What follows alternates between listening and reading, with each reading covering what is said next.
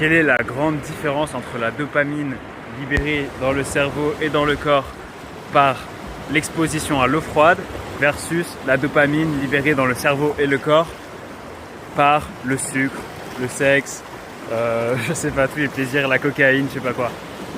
Et ben, les deuxièmes, sucre, sexe, cocaïne, etc., font un énorme pic de dopamine.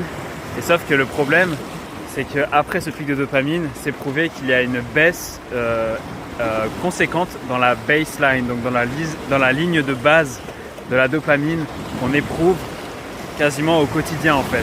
C'est ce qui fait que je pense que le sucre rend littéralement malheureux.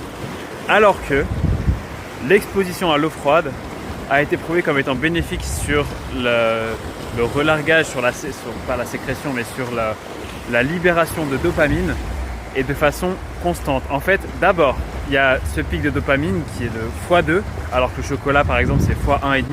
Et sauf qu'au lieu d'avoir une baisse dans la baseline, en fait, ça a été montré par l'étude dont je vous parle, que la dopamine montait constamment, gentiment, après cette exposition-là. Voilà pourquoi vous pouvez connaître des gens qui sont littéralement drogués à l'eau froide, et j'en fais partie.